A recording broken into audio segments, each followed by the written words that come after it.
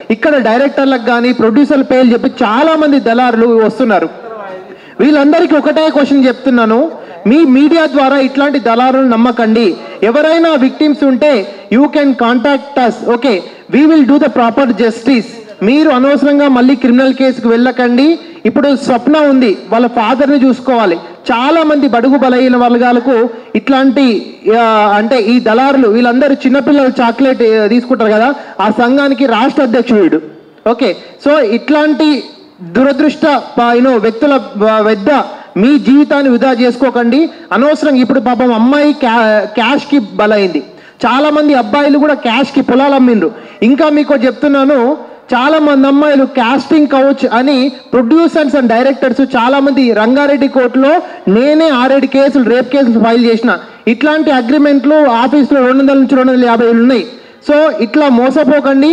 ఎవరైతే జెన్యున్గా మీరు నీ టాలెంట్ని చూపించుకోవాలంటే మన డైరెక్టర్ రామ్ గోపాల్ వర్మ గారు ఒక మాట చెప్పిండ్రు, మీ టాలెంట్ను ఎప్పుడూ పికప్ చేయరు, నీ అంతకు నువ్వే పికప్ చేసుకో. యూట్యూబ్ ఛానల్లో ఫ్రీ ఆఫ్ కాస్ట్ నీ యొక్క టాలెంట్ చూపించుకో. డెఫినెట్లీ ద కలమ్మ తల్లి big screen or silver screen, okay, they will pick you up, okay, and they will give a chance. మనం ఎంతమంది చూడలేమండి యూట్యూబ్ స్టార్స్, హీరోలు, హీరోయిన్లు, యాక్ట్రెస్లు చాలా మంది వచ్చారు. సో దయచేసి ఆస్పిరెంట్స్ ఎవరైతే ఉన్నారో ఇట్లాంటి దళాల చేత మోసపోకండి.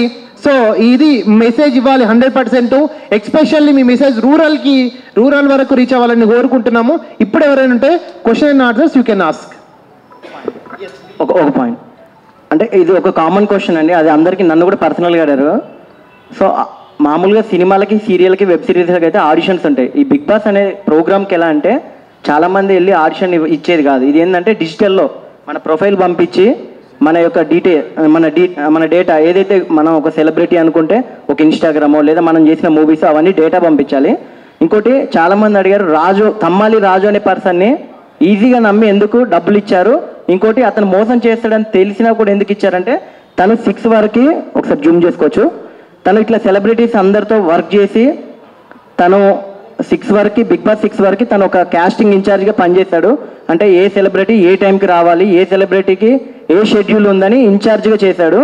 సో ఆ చనువుతో ఏం చేశాడు ఈ రాజు అనే పర్సన్, తమ్మాలి రాజు అనే పర్సన్ అంటే స్వప్నలాగా ఎవరైతే ఇంట్రెస్ట్ ఉన్న పర్సన్స్ బిగ్ బాస్కైనా, మీలో ఎవరు కోటీశ్వరుడు ప్రోగ్రామ్కైనా, ఇలాంటి ప్రోగ్రామ్స్కి ఆ సెలబ్రిటీస్తో దిగిన ఫొటోసు, వాళ్ళతో చేసిన చాటింగు, వాళ్ళతో వీడియో కాల్స్, వాళ్ళతో ఫోటోషూట్స్ చేసుకొని మన దగ్గరకు వచ్చి ఈ పలానా పర్సన్ని నేనే పంపించా, జూనియర్ ఎన్టీఆర్ గారికి, మీలో ఎవరు కోటీశ్వర్కి సార్ వాళ్ళ మేనేజర్కి ఫోన్ చేసి మొత్తం షెడ్యూల్ అంతా నేనే చూసుకుంటా. సో వాళ్ళతో దిగిన ఫొటోస్, వాళ్ళతో దిగిన చాటింగు అవంతా చూపించాక అంటే నేనంటే ఆల్రెడీ 8 సంవత్సరాల నుంచి తిరుగుతున్నా కాబట్టి ఎవరు ఎలాంటి వాళ్ళు తెలుసు. ఫస్ట్ మీటింగ్లో తినేలా నమ్మిందంటే ఆల్రెడీ వాళ్ళతో ట్రావెల్ చేస్తున్నాడు కాబట్టి ఇట్లా ఫొటోస్, ఇలాంటి చాటింగ్ ఇవన్నీ ఉన్నాయి కదా అని తను అనుకున్నాడు. ఇకపోతే ఇన్స్టాగ్రామ్లో కూడా celebrity manager, senior creative producer మా టీవీ బిగ్ బాస్ అనే పెట్టుకున్నాడు. సో ఇవన్నీ చూసాక ఇప్పుడు ఒకప్పుడు అంటే ఒక అబ్బాయికైనా ఒక అమ్మాయికైనా పెళ్లి చేయాలన్నా కూడా ఇటు 7 తరాలు అటు 7 తరాలు లేదంటే వాళ్ళ ఊర్లోనో వాళ్ళ చుట్టుపక్కలనో అడిగేవాళ్ళు.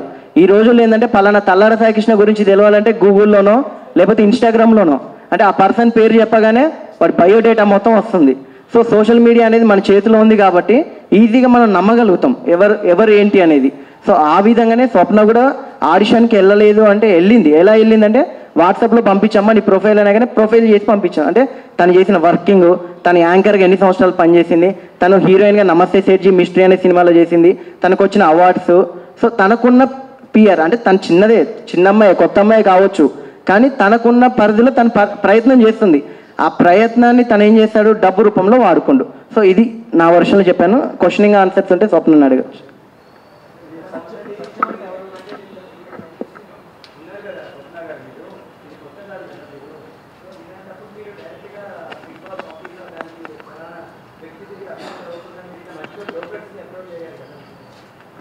అంటే అతను ఆల్రెడీ సీజన్ 6 వరకు అందులో వర్క్ చేశాడండి. సో ఆ టీంకి సంబంధించిన పర్సనే, మధ్యలో బ్రోకర్ అనేది మనకు తెలియదు.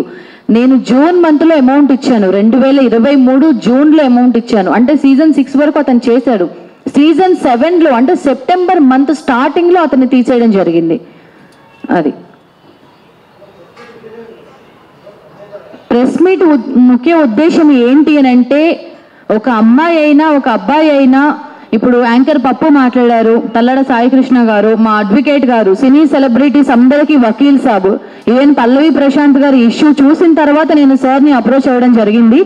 సో నేను చెప్పే ముఖ్య ఉద్దేశం ఏంటి అని అంటే, ఈవెన్ మా బ్రదర్ సుధాకర్ కూడా మాట్లాడడం జరిగింది అనమాట. అసలు ఎందుకు అవసరమా, నువ్వు మీడియా ఎందుకు వస్తున్నావు అంటే, నేను ఒకటే చెప్తున్నా, ఒక మీడియా అమ్మాయిని అయ్యుండి ఒక యాంకర్గా ఆఫ్ స్క్రీన్ కావచ్చు, ఆన్ స్క్రీన్ కావచ్చు, ఒక యాక్టర్గా ఉన్న నేను 2,50,000 ఇచ్చి, సరే ఓకే ఈ సీజన్లో వెళ్ళలేకపోయాను, నన్ను మోసం చేశారు అంటే, అతను మోసం చేశాడు, మోసపోవడము నా తప్ప లేదంటే మోసం చేయడం వాడి తప్ప, ఈ విషయం పక్కన పెడితే నేను కామ్గా ఉంటే, ఇప్పుడు నా దగ్గర 2.5 లక్షలే ఉన్నాయి కాబట్టి నేను 2.5 లక్షలే ఇచ్చాను. రేపటి రోజున బిగ్ బాస్ మీద ఉన్న ఇష్టంతో 10 లక్షలు ఇచ్చే వాళ్ళు ఉంటారు, 25 లక్షలు ఇవ్వడానికి రెడీగా ఉండే వాళ్ళు కూడా ఉంటారు. సో ఎవరు కూడా అమౌంట్ ఇవ్వద్దు. Not only Bigg Boss show, ఏ కార్యక్రమం కోసమైనా ఎవరైనా అమౌంట్ అడుగుతున్నారు అంటే ఆ పర్సన్ ఫేక్ అని చెప్పడం కోసం, ఇంకా ఎవరు కూడా నాలాగా మోసపోకూడదు. ఒకవేళ ఈ సీజన్ 7 వరకు కూడా ఎవరైనా అమౌంట్ ఇచ్చినట్లయితే వాళ్ళు బయటికి రావాలి అనేది నా ముఖ్య ఉద్దేశం.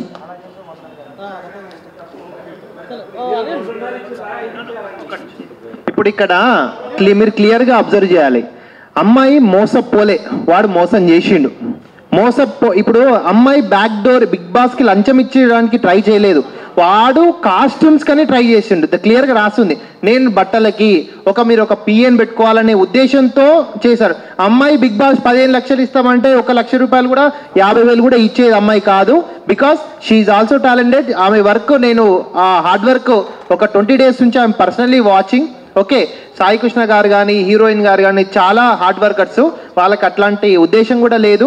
బ్యాక్ డోర్ నుంచి ఎంట్రీ, వాడు మోసం చేస్తాడు, వీళ్ళు మోసపోలే. ఓకే, ఇట్లా ఎవరు మోసపోకండి నేను ఉద్దేశమే విషయం. ఓకే అండి, సో మీరు అడిగారు కదా డబ్బులు అడగడం ఎంత తప్పు, డబ్బులు ఇవ్వడం కూడా అంతే తప్పు అని. నేను బిగ్ బాస్ లోకి పంపించడం కోసం నేను అమౌంట్ ఇవ్వలేదు, నేను డే 1 నుంచి అదే చెప్తున్నా. Every Saturday Sunday special costumes, ఎందుకంటే నాగార్జున గారు వస్తారు ఎవ్రీ సాటర్డే సండే కంటెస్టెంట్స్ తో మాట్లాడతారు కాబట్టి అక్కడ మనకి పిఆర్ కావాలి, మనం బయట అయినా ఒక పిఆర్ని పెట్టుకోవాల్సిందే. ఆ తర్వాత కాస్ట్యూమ్స్ వాళ్ళే ప్రొవైడ్ చేస్తారు, వాళ్ళకంటే ఒక స్పాన్సర్స్ ఉంటారు. స్పాన్సర్స్ అనేవి బాగా ఫెమిలియర్ అయిన వాళ్ళకి స్పాన్సర్స్ ఇస్తారు. సో నేను అప్కమింగ్ కాబట్టి నా కాస్ట్యూమ్స్ కోసం నేనైనా బయట నుంచి తెప్పించుకోవాల్సిందే. సో నాకు యాజ్ ఎ బ్రదర్గా అతను సపోర్ట్ చేస్తా అన్నాడు కాబట్టి నేను అమౌంట్ ఇవ్వడం జరిగింది.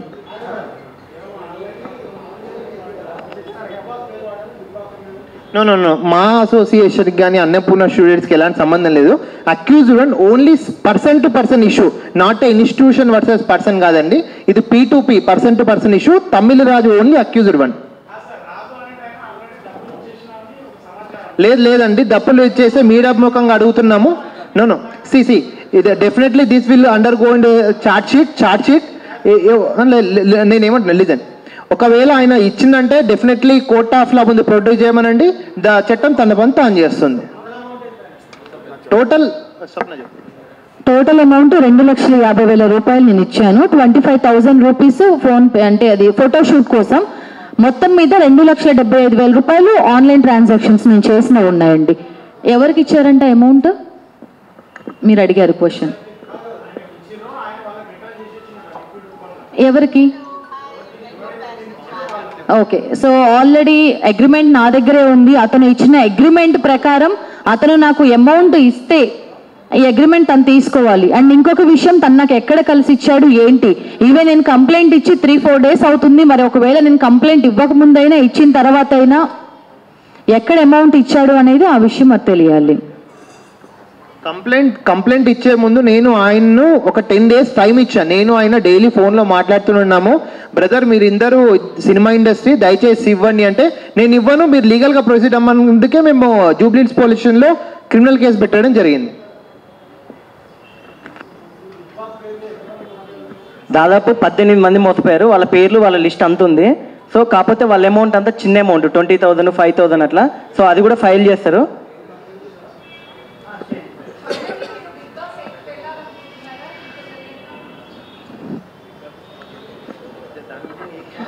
ఓకే, ఫస్ట్ ఆఫ్ ఆల్ నేను అందరికి ఒక చిన్న విషయం చెప్తున్నాను. అందరూ థంబ్నెయిల్స్ చూసి నన్ను కొన్ని క్వశ్చన్స్ అడుగుతున్నారు, లేదంటే నాకు పర్సనల్గా ఫ్రెండ్స్ అయినా ఎవరైనా ఫ్యామిలీ మెంబర్స్ అయినా కాల్ చేసి అడుగుతున్నారు, ఏంటి బిగ్ బాస్ టీం నిన్ను మోసం చేసిందని. నేను ఈ రోజు వరకు కూడా మా టీవీ యాజమాన్యం కానీ బిగ్ బాస్ టీం వాళ్ళు కానీ నన్ను మోసం చేశారు నేను ఎక్కడా చెప్పలేదు. మళ్ళీ మళ్ళీ మళ్ళీ మళ్ళీ ఎక్కడికి వచ్చి చెప్పమన్నా నేను చెప్పడానికి రెడీ. మా టీవీలో ప్రసారం అయ్యే బిగ్ బాస్ షో అనే కార్యక్రమం పేరు అడ్డు పెట్టుకుని తమ్మాలి అనే రాజు అనే పర్సన్ నన్ను మోసం చేశాడు తప్ప బిగ్ బాస్ టీం వాళ్ళు కానీ మా టీవీ వాళ్ళు కానీ ఎవరు నన్ను మోసం చేయలేదు. సో మీరు అడిగిన క్వశ్చన్ కూడా ఆన్సర్ ఉంది. నేను అసలు హైదరాబాద్ షిఫ్ట్ అయిందే కేవలం బిగ్ బాస్ అనే ఆ షోకి వెళ్ళడం కోసం. సో ఆఫ్ స్క్రీన్లో నేను దాదాపుగా 2013 నుంచి ఇప్పుడు 2024 వరకు 3000కి పైగా నేను షోస్ చేశాను ఒక యాంకర్గా. సో నేను అనేదాన్ని ఆన్ స్క్రీన్కి కొత్తగా అవ్వచ్చు. ఒక మూవీ హీరోయిన్గా 3 మూవీస్ చేశాను, అందులో 2 మూవీస్ రిలీజ్ అయ్యాయి. నేను అనేదాన్ని బయట ప్రపంచానికి తెలియాలి అని అంటే, నాకంటూ ఒక పేరు గుర్తింపు రావాలి అని అంటే నాకు కావాల్సింది Bigg Boss. So Bigg Boss season 8, 9, 10 నేను వెళ్ళేంత వరకు నాకు ఎంతవరకు అవకాశం ఉంటే నేను అంతవరకు ప్రయత్నిస్తాను.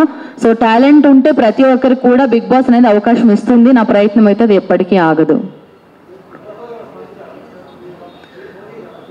నేను వాళ్ళు ఎవరికి కాల్ చేయలేదండి. ఫస్ట్ ఆఫ్ ఆల్ నేను చేసిన మిస్టేక్ ఏంటి అని అంటే, నా పక్కన ఉన్న ఈ పర్సన్ ఒక 10 ఇయర్స్ నుంచి ఫీల్డ్లోనే ఉన్నారు, అక్కడ నిలబడ్డారు. డిఓపి సుధాకర్ గారు నాకు 1 ఇయర్ నుంచి తెలుసు, మా మూవీ డిఓపి మా అన్నయ్య. సో తను అంటే వీళ్ళ ఎవరిని అడగకుండా నేను ఏంటి అని అంటే ఒక్కదాన్నే వెళ్ళాలి, నేనే నా టాలెంట్ అంటే ఏంటి చూపించుకోవాలి అని చెప్పేసి, అంటే వితౌట్ ఎనీ ప్లాట్ఫామ్ ఒక యాంకర్గా నేను ఎలాగైతే వచ్చానో బిగ్ బాస్ షోలో కూడా నేనే సొంతంగా వెళ్ళాలి అని చెప్పి నేను ప్రయత్నం చేశాను. నేను చేసిన ప్రయత్నం తప్పు, అది నేను నమ్మిన పర్సన్ తప్పు. ఇంకోటి ఇందాక అన్న మీరు అన్నట్టు ఆ పర్సన్ ఎవరైతే మాకు డబ్బులు ఇచ్చారో అది అన్నారు కదా.